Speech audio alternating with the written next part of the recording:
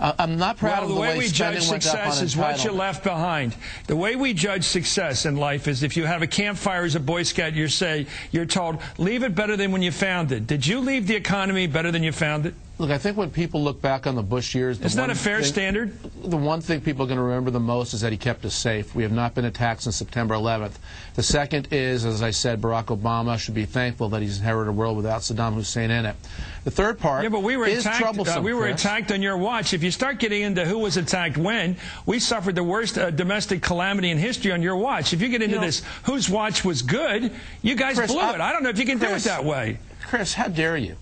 Now, how can you say that? Chris, if we get attacked again, if we get attacked again, are you going to say we got attacked on Barack Obama's watch? We got attacked by terrorists. I'm using the word the way you're using it. You're saying what you just did is shameful. I just said that we should all be proud. It's not shameful to say you were bragging about the fact that we weren't hit after 9/11. And that's right. You're proud that we haven't been attacked. You're bragging about the fact we weren't hit. That's exactly right. How can you brag about? People are going to remember about President Bush's administration. Well, they don't remember that because his popularity went down to about one of the lowest in American history. He's down near the bottom of American presidents because people believe that he didn't do a good job of president. Let's go back to your standard. And Chris, I'm not saying anything. Don't say I'm being shameful here. But just people who look at substance. Ari, you can't set up a standard and then not live by it. If the standard is we didn't get hit. Who is talking? What? Who's talking? If you set up a standard, and not live by it, Chris Matthews? Yeah. You know, Chris, I don't recall you saying that James Carville, Paul Begala, those people shouldn't be on the air defending their boss. But here you are questioning why people like me would be out there saying things about my boss. Well, because it's not a slam dunk, Chris. There are two sides to every issue. Fair enough. Fair enough. I get to present that side. Bush, yeah, I am proud of the fact we have not been attacked since September 11th, and a lot of people deserve credit for it, President Bush included. And despite the fact that we were wrong about whether Saddam had WMD, because Saddam lied about it, and everybody, including Bill Clinton, believed he had WMD. I believe we are all better off, and Barack Obama is better off, because Saddam Hussein is no longer in this world or in this Middle East, creating more trouble. Okay. And he should be thankful for that. Let me ask you this question as a partisan question. Suppose you knew that a Democratic president had gotten a presidential memo, a daily presidential briefing that said Al-Qaeda to attack within the United States, and 3 or 4 weeks later they did and killed 3,000 of us. Would you hold that against the incumbent Democratic president if you knew he was warned directly of an attack coming and then it came with nothing stopping it? Would you say that he was shameful, might be a word you'd use? Chris, first of all, it wasn't warned directly. It was one of those vague warnings about Al-Qaeda wants to attack in the United States. Inside the United States. Is that a surprise? It was delivered to the president in person in a daily intelligence briefing. And what did he do with that intelligence? Chris, and this is the real world. This is what's mind-numbingly frustrating. See, I'm just asking you how you would use it politically. Chris, do you ever not interrupt your guests, or is that all you'd like to do? Now, here's the answer to your question, if you would let me answer it. One of the frustrating parts of the presidency, and Barack Obama is going to find this, is that intelligence reports are mind-numbingly frustrating. You get a report saying Al-Qaeda is determined to attack in the United States. Well, that's not a surprise. Of course they are. It doesn't say where, it doesn't say when, it doesn't say how. So if you get a report like that, what do? Do you shut down shipping to the United States? Do you shut down air traffic in the United States? How long do you do these things? Do you shut down immigration to the United States? If you don't know the hows, the whens, and the wheres, you're very limited in what practical steps you can take. So if Barack Obama were to receive something like that, I would not do what you did. I would not be critical of the incumbent president. I would say this is part of the reality of how hard it is to govern in the world of terrorism, and that I wish President Obama tremendous success in stopping terrorists who come here. I wouldn't put the blame on his shoulders. I put the blame on the shoulders of the terrorists who try to attack us. Let me ask you about the financial crisis which we inherited. Let me ask you another question. Do you believe that the administration made an honest case in taking us to war with Iraq? An honest case? Yes. Yes. Even though you corrected the record afterwards and said that they made a dishonest argument that we faced a nuclear threat. Chris, how disingenuous are you? You can just roll back the tape from this interview. Chris, I said we were wrong. I didn't say we were dishonest. Dishonest is your word, Chris Matthews. We were wrong. How did it happen if it wasn't done on purpose? It was an intelligence mistake. We were all wrong. The United States was wrong. The United Nations was wrong. Egypt was wrong. Israel was wrong. Bill Clinton was wrong. George Bush was wrong. And don't forget, the CIA director under George Bush was the same CIA director, a Democrat, under Bill Clinton.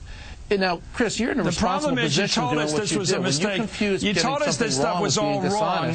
But see, Ari, you probably got in a lot of trouble for telling the truth back then by saying it was an inaccurate claim, an incorrect claim. You did so courageously, and you did so after we got into the war. Unfortunately, George Bush said the same thing. He said the intelligence was wrong. Okay, most Americans... And then he had a commission study why the intelligence was wrong, so future presidents could benefit from changing the intelligence structure. Let me go back to where we started, before we started quibbling here. On the main reasons why this president left... But what's really troublesome is why you would twist my words. When I said we were wrong, you said I acknowledged we were dishonest. Chris, that reveals a lot about you and how you cover the guests who come on your show. When you can twist people's words like that. You shouldn't do that. Just a minute. Thanks for the correction. Let me ask you this. Do you believe that you know for sure that those words were not confected to win the case for the war? That we went into that war with people who really wanted to push the evidence harder than they should have? That they were reckless in making claims that couldn't be proven afterwards, as you admitted? Well, given the fact were they reckless claims? Given the fact that Bill Clinton also said that Iraq had weapons of mass destruction, biological and chemical. Nuclear weapons. No. Nuclear.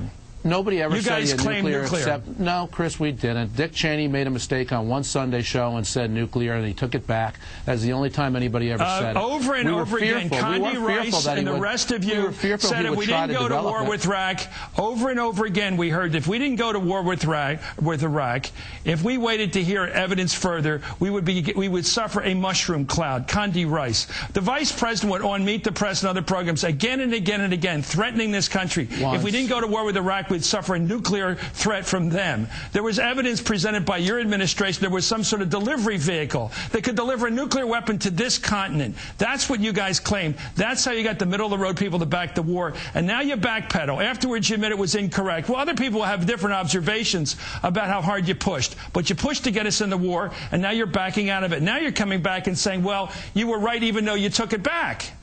Chris, well, we always said that we didn't want to let a smoking gun turn into a mushroom cloud. What did that mean? We never knew whether he had. We always said he does not have nuclear. I repeatedly said that.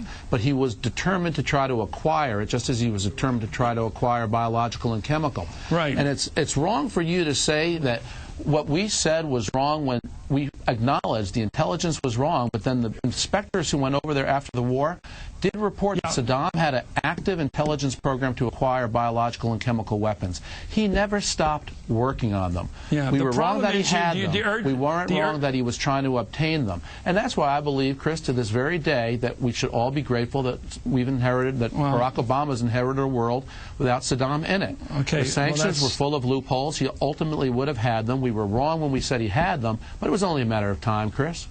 And now we face Ahmadinejad in Iran with no buffer in the region, no threat to his power, no counterpower to him. He's all alone over there as a main threat to our country and to other countries in the region because we removed the only check on his power, which was Saddam Hussein. That's just as legitimate a strategic argument as the one you just made. But what you cannot continue to argue is there was any justification for saying there was a mushroom cloud facing us if we didn't go to war quickly. It was an argument for a quick rush to war, to jam us into the war as quickly as possible with the threat of a nuclear attack on this country. It was made very effectively. I was there at the time, Ari. I was challenging it at the time. And only afterwards did you say it wasn't a correct fact.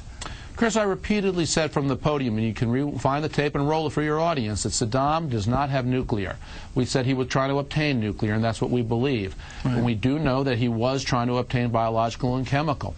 As for your argument about Ahmadinejad, you know, there are some people who believe in the legitimacy of dictator versus dictator, and that's how you have a balance of power around the world. I can't dispute that that is one strain of foreign policy. But when I look at it on balance, I'd much rather not have Saddam in the world. I'd much rather have Libya without its nuclear weapons. Much rather have Syria without its nuclear weapons that it was developing. Three nations, two of which were trying to develop nuclear, no longer have done so under George Bush's watch. I believe that's made for a much more safe and secure Middle East. Well, the truly frightening argument you just made, the truly frightening argument you just made is anybody in the world we don't like is worthy of a war to take them out of power. And I don't believe that's a justifiable argument, morally, politically, geopolitically, or other. If we don't like a world leader, and there are a lot of them we don't like, we shouldn't go to war with them. Yes or no, was there a war against Libya? The answer is no, and Libya no longer has nuclear weapons. They turned them in. They dismantled their program. Was there a war against Syria? The answer is no. But your argument is that because we didn't like Saddam Hussein, we should have gone to war with him. That's your argument, not mine. No, that's the argument. Ari, Chris, agree the to issue disagree.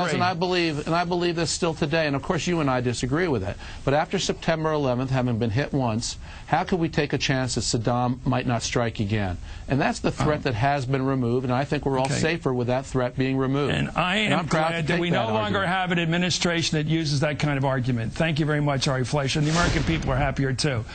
They are. I can assure you, we don't like that thinking anymore in this country. Coming up, President